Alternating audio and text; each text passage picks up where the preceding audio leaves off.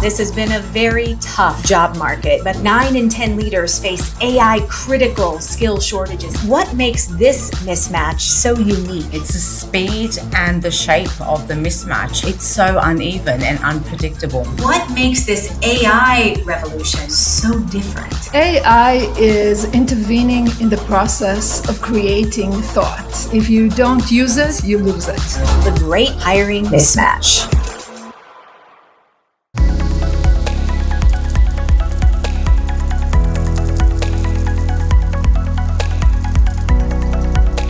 Hi, I'm Jill Wiltfong, Chief Marketing Officer for Korn Ferry, and this is Briefings, our deep dive into topics that corporate leaders need to care about. There's no question this has been a very tough job market, and for a long time. But take a look at some surprising numbers. Recently, there were actually 7 million job openings in the US, and in the UK, to give you some global perspective, a much smaller country, there are over 700,000 vacancies. True, the numbers are falling, but the fact is companies do have jobs and they're in diverse fields. Just last January, one major semiconductor company alone was advertising for more than 3,000 open positions. But firms are struggling to fill these openings because they can't find enough people with the right skills. Welcome to one of the greatest talent gaps we've seen in a generation, where firms need more people who can work side by side with AI or without it. The so-called war for talent that made headlines years ago now seems to have been replaced by what you might call a battle for balance. It's an issue that, if left unaddressed, could lead to meaningful losses in productivity and revenue for companies, and a lot of frustrations for those chasing the wrong jobs. So today, let's look at how we got here and what can be done to solve the great hiring mismatch.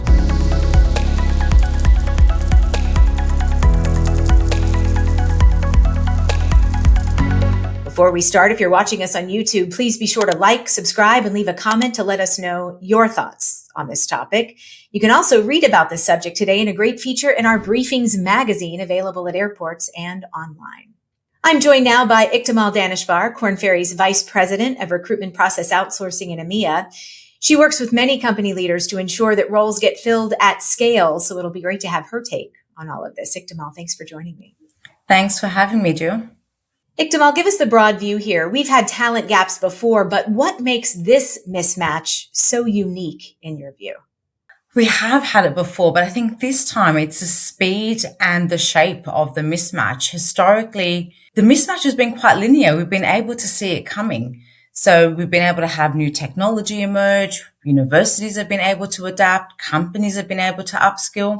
And then the workforce has been able to catch up. But now it's so uneven and unpredictable. So let's break this down into two workforce subgroups. You've got white collar and frontline workers.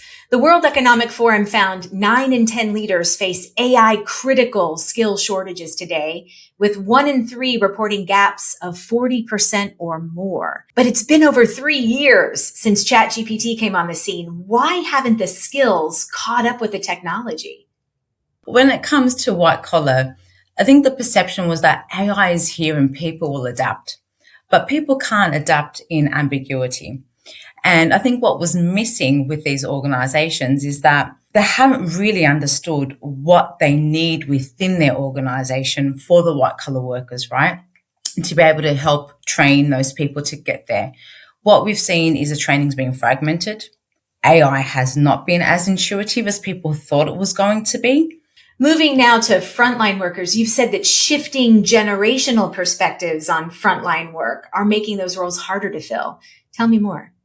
Frontline workers, whether they're manufacturing or retail, they're not seen as the sexy jobs. When you have a look at the younger generations and you ask them what do they want in a workplace or in a job, they want purpose, they want flexibility, they want to be able to progress, probably a bit more quicker than they should, but they want to be able to progress. And that's not what frontline work gives younger people. The IBM 7090 data processing system.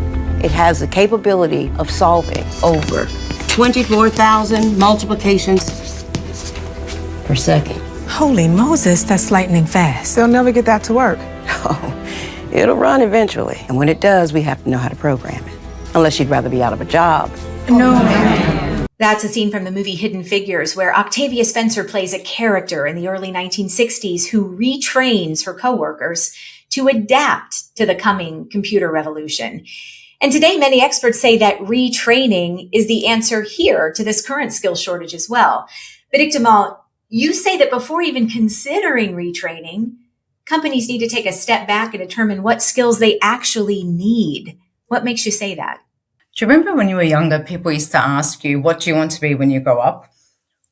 Companies need to ask themselves that. What do they want to be when they grow up? And I don't think that companies are investing enough time at the very beginning to understand where do they want to go and how do they get there? And that how is what skills do they need and what skills do they have? I could be a finance manager with a marketing degree, but you won't know that if you look at Oracle or SAP and see what job I'm in today. You have to ask that question. You have to invest the time in knowing your people before you can figure out what you need to train them on. You've mentioned that leaders have expressed frustration with how automated hiring has become today, and that it may even be making candidates less keen on engaging with the hiring process altogether. Do you see a world in which firms return to more of that white glove approach to fill certain skills gaps? For certain roles, 100%. Talent acquisition was the first place that automation was brought into. Well, when it came into HR, it was the easiest place to implement AI. And it worked, and it still works for high volume. But when you talk about scarce skills and very senior level roles, the experience is going to matter as much as the role. And if you have these people speaking to a black box and they're one of many, and the experience is not personalized, then there's going to be disinterest. You have to make them feel special. Why do people change jobs? Because they feel wanted. And a chatbot doesn't always make them feel wanted. Iktimal, we always love having you on the show and getting your insightful perspectives. Thank you for being here. Thanks for having me again. We've talked about some of the issues around today's great hiring mismatch. When we come back, we'll talk to a professor of information systems and online behavior researcher on how AI could be worsening the skills gap and what to do about it. Stay tuned.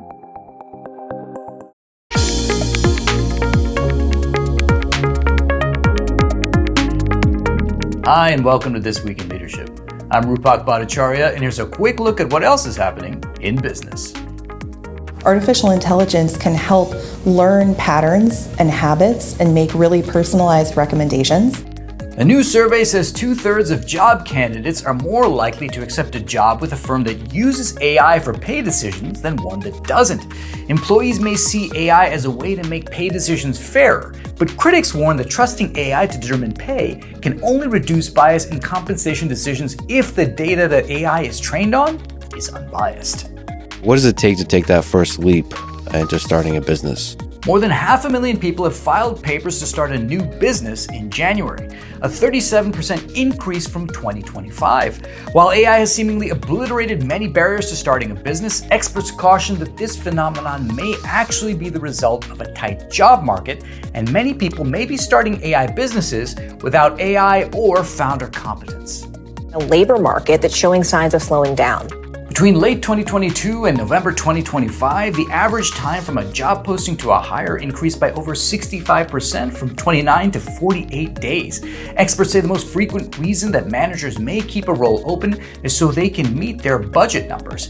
They advise firms to continue interacting with candidates they're actively pursuing rather than leaving them in the dark indefinitely. For more insights from This Week in Leadership, head to kornferry.com/insights. Now back to Jill and our episode. Hiring, the Great Mismatch.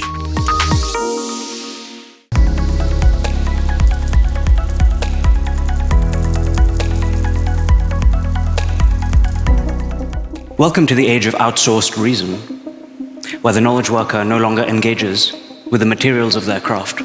Our relationship to our work is entirely intermediated by AI. We're back. In the first half of this episode, we talked about a generational talent mismatch in the workplace. And my next guest thinks AI could make this talent gap even wider. I'm joined now by Nama Alanitzur, a professor of information systems and online behavior researcher at Carnegie Mellon University. Nama, thanks for being here. Hi, thank you for inviting me. That last clip featured AI and design researcher Advait Sarkar talking about how AI may be hampering our critical thinking abilities. And Nama, you've said something similar, that in the past few years since generative AI has taken off, you've seen a similar decline in the quality of your students' output. But we've experienced multiple tech revolutions in the past, from industrial revolution to the computer age, where human output has actually improved. So what makes this AI revolution so different? I see a decline in the basic skills, right? It's not a general decline in everything, but in the most basic fundamental technology skills, there's a definite decline. The difference between the previous technological revolutions that are regarding information, we can think of the internet, the personal computers, we can think of telegraphs. All of those revolutions were mainly increasing and improving our ability to transmit information, to save information, right? To scale information. AI revolution is fundamentally different in the sense that it is changing the way we create information. When it comes to the skills gap that companies are facing, you've said that AI could make it worse and even possibly disempower the next generation of leaders and experts. What makes you say that? AI is intervening in the process of creating thought. And what we know about the process of creating thought in humans is that if you don't use it, you lose it. By allowing or even encouraging young people to rely on AI, we're definitely setting them on a path that might end up in over-reliance. This will not just prevent them from develop their skills to the fullest. I think it will actually damage their confidence in their abilities to perform those tasks. Gentlemen, open your text, page 21 of the introduction. Mr. Perry, will you read the opening paragraph of the preface entitled Understanding Poetry? Understanding Poetry by Dr. J. Evans Pritchard, Ph.D. To fully understand poetry, we must first be fluent with its meter, rhyme, and figures of speech. That's a clip from Dead Poets Society, where Robin Williams plays a boarding school teacher in 1959. The scene harkens back to a time when people read exclusively from books and did all their work by hand. And in an interesting twist, Nama, you've said that the best method you've found to combat the downsides of AI is to do just that, is to have your students return to working with pencil and paper, for example. Do you see that continuing to be effective in the future? I definitely think that this is one of the most effective way of avoiding the pitfalls of AI. I'm definitely aware of some of the biggest companies in the tech industry that are using paper and pencil tests to screen their employees. And it actually makes a lot of sense. And I think as we progress with the AI revolution, that will be a key determinant of the ability of people to showcase their skills. Leave us with your final thoughts regarding your best case scenario regarding AI-human interaction.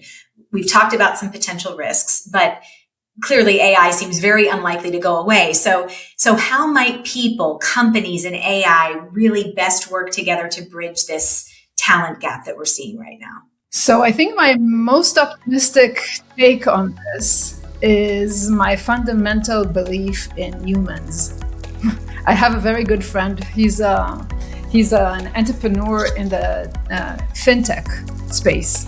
And one of the things he came up with regarding the need to change the way we foster our next leaders was a mentorship model or apprenticeship model, which is very vintage approach of thinking about it, much like paper and pen. And I think it's super interesting. It could be a new way that senior people are communicating with young people on a different level, right? It could bring back some of the in-person communication. It could create opportunities to grow and to find those solutions. Naama, some very interesting thoughts that you shared. Really, thank you for being here today. Thank you so much for having me. The executive producer of Briefings is Jonathan Dahl. Today's episode was produced by Rupak Bhattacharya and Zachary Dorr, and it was edited by Jaron Henry McRae. It contains reporting by Russell Perlman, Ariane Cohen, and Peter Loria. Our video segment contains original artwork by Fraser Milton, Haley Kennel, Jonathan Pink, and Sasha Kotschik. And our web operations are managed by Ed McLaurin. Don't forget to read our magazine, available at newsstands and at kornferry.com/briefings. That's it for Korn Ferry Briefings. I'm Jill Wiltfong. See you next time.